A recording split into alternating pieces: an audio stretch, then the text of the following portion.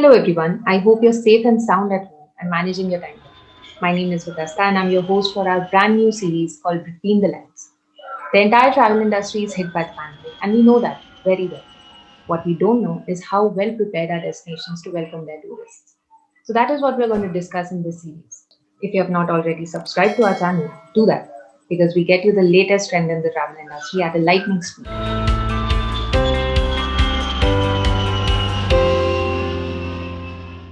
So moving on, our very first guest to the episode is Ms. Neliswa Kani, Hub Head MEISA, South African Tourism, an industry veteran of 18 plus years in the global tourism and hospitality arena with over 3 years of dedicated experience with South African tourism. Neliswa has in-depth expertise of national government and local government positioning. Welcome to the show, Neliswa. It's a pleasure having you here. So, how are you? Thank you very much, Vitasta. I'm fantastic, and thank you for the opportunity. I couldn't be more honored and humbled by this opportunity, and I'm very well, thank you. Our pleasure. It's all our pleasure. Thank you for your time. Thank you. So, without any further ado, let's begin. So, my very first question to you would be, what was the turning point in your life? I mean, the point where you decided that the travel industry is where you want to be. This is quite amazing. Growing up, I didn't even know about tourism. I never even knew there was something called a profession called tourism. And I studied retail business management, I studied sales, I studied marketing. And then suddenly, tourism discovered me. I found myself in an opportunity where I was headhunted by South African Tourism in 2002 and managed to go through take the opportunity. I was posted in Holland. Wow. And the rest is history. I worked in Holland for 4 years as doing exactly what I'm doing now. I was much younger though. There was less gray hair. It was such an amazing opportunity. I looked after Holland. I looked after the Benelux countries. I moved on swiftly to other spaces within the tourism. And life then came about and I realized that this is quite interesting. Got out a little bit, but not too far away. And then I came back. And for me, one of the things that I learned from this experience in tourism and it being finding me, it is what I love. It is my passion. I'm at home. It is what drives me. I live to love it. I love to live it. And it's just an incredible sector to be in. Also, as a woman, it's just amazing. And now that you've said it, I'm very intrigued to know what is a typical day at work like? So what do you love the most about your job? So a lot of people think tourism is about the destination, which it is once you land. So my day starts, as you know, we've got a time difference between India and South Africa. At about 5, 6 o'clock, I'm already up. And the first encounter in this section is I am talking to somebody. So it's my first encounter is about somebody comes into my space, somebody talks to me. So my first hello is to somebody in tourism. It is a colleague, it is a stakeholder, but it's my first engagement is about people. So what do I love about it? And what is my day? It's people centered. It is emotion driven. It is helping driven. It is solution driven. It is closing something and solving something. But the best part about it is that it's such a fulfilling job. You are impacting somebody's life. You are helping somebody decide if it's the best place to be, when should they be here. But the one thing that enriches me about this, it's the ability to impact somebody's life. The traveler, the recipient of the traveler, the service provider of the traveler. But the final is its ability and my contribution in its ability to infuse hope and to elevate and bring some sense of comfort and love. Because once you leave my country, you fall in love with it. You're enriched. And I'm part of that journey from start to end. And that's what I love. and I can measure it. You have so beautifully put it in words. I can't even tell you. I'm literally getting goosebumps. It's so beautiful that you just explained probably what every travel agent must be feeling about, their job. Yeah. So beautifully put. Most of the time, seldom do we hear them being thanked for it because it's about trust. True. This job is about trust. That's absolutely true. Absolutely. The most important learning from your experience that you were able to imbibe in your life and as well as in your business. I have there are two things that I center my being about. One is I am who I am because of others. We have it in my vernacular. In Xhosa, we say, Umtu ngumtu ngabantu. I am who I am because of others. My existence is not independent. I am solely dependent on you, and I need you in my space for me to move forward, as I will make sure that I become present in your space to guide and assist you move forward. That's the one. The second one is centered about what does life mean to me? Life gives what I give to life. Life takes what I take from life. So if I give to life, life will give to me. If I take from life, life will take from me. That's what I've learned in life. That's my core center. That's what balances me. That's what I look life through, those two philosophies. Another question that I've been asking a lot of people whom I meet, and I love to listen to their stories and answers to this question. So we all know that the entire travel industry has evolved during the past years. But Yes. what has evolved the most is the aspirations and desires of the travelers. So what are the changes that you have seen, and how how have you, as a travel agent or as a person who is so deeply involved in the travel industry, adapted to that? So travel has always been about people, groups, cathartic group travel. We're going to go as a group of girls and we're going to go and meet the unknown. And it's always hugging, huddling, and all of this. So the pandemic has brought an element of social distance. Literally, that thing has do not come beyond space. Yeah. My space, your space. And it's literally pushed it further than that. So we've now had to resolve to saying, if I am going to travel, who am I going to travel with? So the first thing that has come up is I have to be conscious who I'm traveling with. Yeah. Trust becomes very important. Can I trust those that I travel with, that they've taken the same steps in terms of a health perspective? And it's led us into a very digital space, which a lot of people are actually, some people are struggling with it. I mean, we've seen a lot of people going through a lot of ups and downs with mental health. So it's taken away the human element of it. There's been less and more human engagement. And what does this mean? It means that the destination had to pivot to make itself and retain its relevance. Therefore, we cannot take away people still want to see a lion, the big five. People still want to go bungee jumping. But the process of getting to those places has been very digitized. So we see more and more digital engagement, digital transaction. I used to say to a lot of my stakeholders in my industry that our competitor in life is the digital space. It determines how fast I'm going to get information, how well, and what's the quality of the information. But we ignored it because we pushed the human agenda. And human agenda is still very important. Human engagement is very important because people still want a sense of, I belong. I am in a community. So what has happened is that we've had to shift from literally too much human contact to digital space. Yeah. The human voice is important. We have to make sure that we still elevate and exude the soul of the destination. We also then had to move into a space of saying, how do I, in this timeline, in this time frame, bring in a value proposition for my destination. So we went in and said we need to focus on value for more, because all what this pandemic has done made us very conscious of that.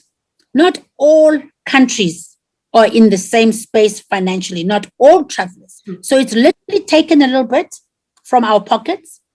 And therefore, the industry, the tour operators, the travel agents are going to have to come in and say to us, they're already saying, what more can you give me as a destination?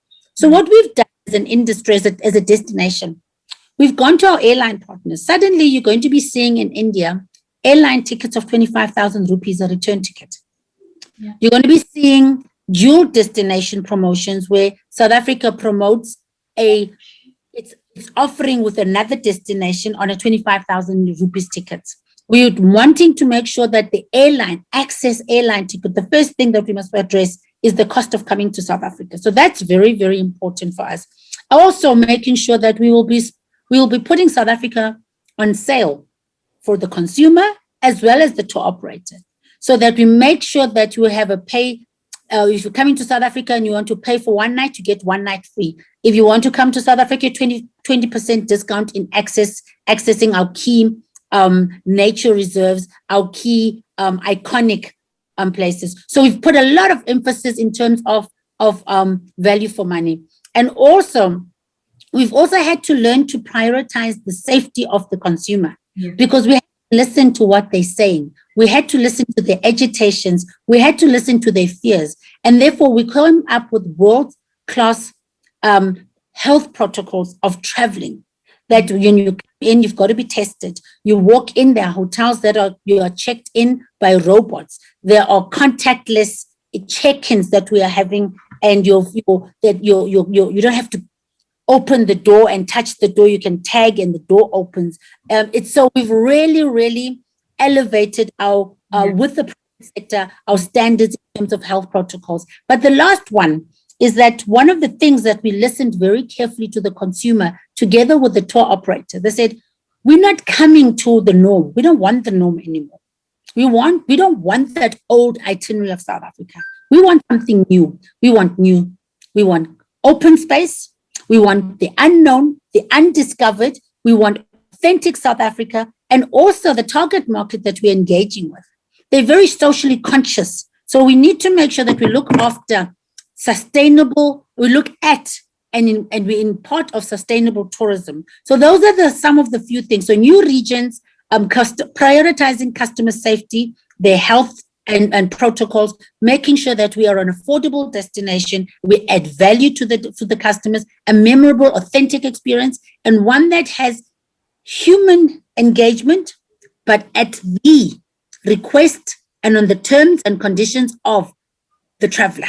We can't impose ourselves as a destination. The traveler needs to give us, and the customer needs to say, this is how far I'm prepared to go. What can you give me? But we need to come into their space with a bit of empathy and a bit of being a little bit conscious about what they need. Amazing. This fact that you're doing so much for just for the traveler to get ease to travel to South Africa. This is a very good initiative.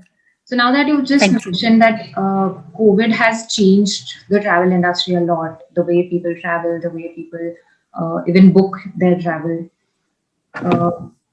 that's a known fact. But what I want to know is, what trends or what travel trends will be followed by South Africa that might encourage more travelers to come in? Definitely going to be looking at deal-driven campaigns with our airlines. We're definitely going to be dialing up the consumer. We're seeing a trend where the consumer is very deliberate. They're very clear what they want, when do they want it, how did they want it packaged. We're seeing quite a shift where some of the consumers are even going directly to the hotels. They're going directly to the products. So also in the shift, as South Africa is bringing in new regions, as I've mentioned, showing and playing with not just as a tourism board, but bringing state tourism boards into the market. We also are going to be very focused in terms of who are we talking to, how are we talking to them, when do we talk to them, and with what tone and nuances. So, actually, very, very, very smart. Listening to them in a proper way. Yeah. Listen, so we're going to invest a lot on the digital platforms so that we're listening to the consumer without invading their privacies. Listening, packaging, giving to them what they're looking at for, placing it in front of them, making and taking them through the purchasing journey, making it easy to come to South Africa. Who are these customers, you might ask? Women, very important target audience, because if they're going to come, they want to make sure that they feel safe, that they're going to come into South Africa and they know that the ease of travel is important. Yeah. And so they are the ones who plan when and how to come to South Africa. So this is very important. Yeah. Very important. So women, priority target market. Then we've got millennials. India's got a millennial pool between 426 to 700 million of them. Now, why millennials? Because they are agile. They steer the conversation for us of what is it we should be packaging, how should we be packaging it. We don't have to do a lot of the work. They repurpose the destination's content on our behalf. They talk to us, therefore, and so we have to talk to them, not at them. We need to make sure that we are accessible to them, not only on the laptop, but also on your mobile. Mm-hmm. Also, the digital spaces that they want to be. They also conscientize us as a destination because they help us to say, how sustainable are you? How socially responsible are you? Your messaging, does your message have to do with anything that has got to do with what I'm looking for? And can I endorse your destination because you live by the standards that I'm seeking and I believe in? So the millennials are very important for us. We've also identified as a huge growth in the running community in India. Okay, we've seen a huge uptake of running. People are looking for fresh air. People are wanting to look after their bodies. People are wanting to make sure that they are in need and they're looked after. So this is very, very important. The last one is then the bikers. Bikers are very, very important. And in that importance comes that they're looking for space, niche market. They are free riders. I call them free riders. And therefore, it's important that when we package South Africa, it is to what their expectations are. So these are some of the few niche markets that we're looking for, without forgetting and excluding rural tourism, authentic rural tourism, as well as for very important is the, for us, is the, what you call this thing? It is the sustainable tourism. Very, very important for us because that is also about looking after the environment. I think we are where we are because we could have done better as citizen, global citizen, with what we do with our environment. So those are the target markets that we are looking at. And those are some of the things. And then we've got, obviously, which is very big now, which is the self-drive.